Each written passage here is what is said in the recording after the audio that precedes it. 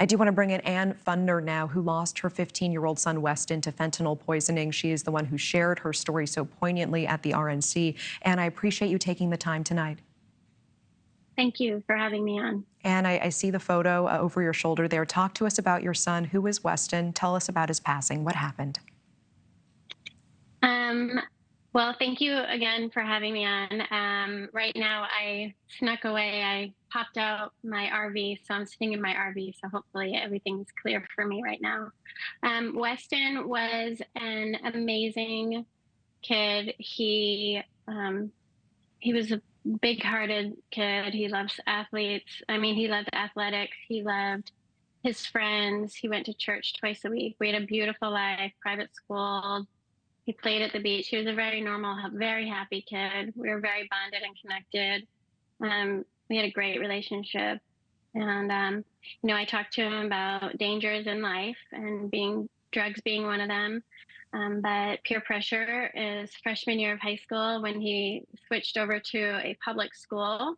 He wanted to, I think, fit in with a new crowd. It was his first public school. It was huge in comparison to his private school. And I just felt like he probably wanted to just, fit in with a brand new crowd. And peer pressure is what got to him because he knew better. He knew not to take drugs. But the biggest thing is that drugs these days, you can't, if he had just taken, a Percocet or a Xanax or something that, he would have survived it. And where we have a game changer is that fentanyl is now part of, this generation. You can't make mistakes anymore because you die from it. Yeah. Yeah, no, that is such an important point that you bring up. Can you tell us about receiving that news? How did you receive the news?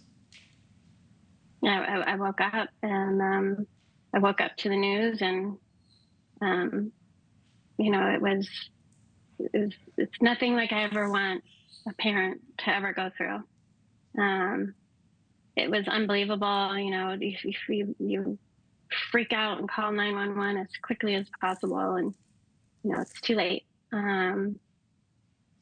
It's too late, and it's not a good scene, and I don't really want to talk too much about it, but it's very difficult.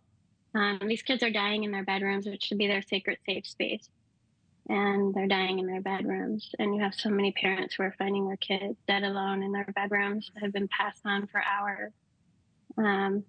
You can have all the Narcan in the world, but if you don't find your child struggling, it's silent. So if you don't find them struggling, then, Narcan's not going to work. Yeah. They're going to be gone before you get it in them. So I know how hard it is to talk about. I really appreciate you going there with us. And I know that you have said of your son's death that this is not an overdose. This is a poisoning. Mm-mm. Tell me more about these words. Why is it so important?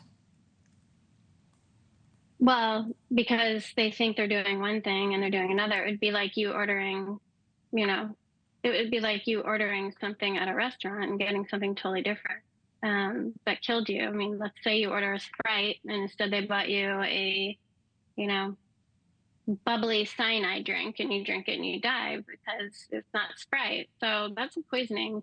Snow White was handed an apple. She took a bite of an apple, but she died because it was poison, So that's why it's a poisoning. These kids think they're taking a Percocet. My son would have survived.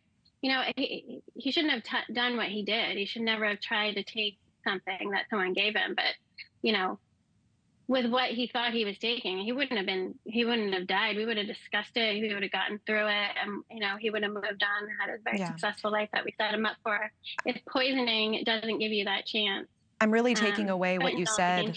I'm really taking away what you said tonight. I think that so many generations before us have gone through a period of pushing the limits and experimenting, and there is no room for that anymore. There is no room to make a single error or a single mistake. Anything could be laced with a deadly amount of fentanyl. And I know that you have said, it is not a red and blue issue, but a red, white, and blue issue. When it comes to so many Americans dying of fentanyl poisoning, what needs to be done? What is your message tonight?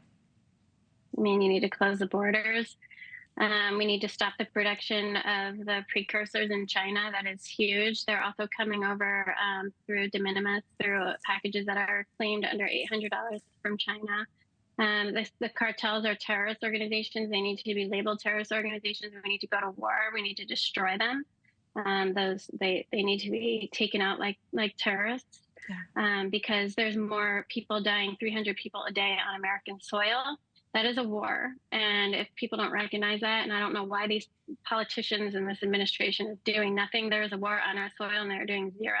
There is no COVID response. I mean, is the #1 killer of people 18 to 45, quickly becoming the #1 killer of teens if it's not already. Yeah. Thank you for watching. Go to newsnationnow.com to find NewsNation on your television provider. And don't forget to click the red subscribe button below to get more of NewsNation's fact-driven, unbiased coverage.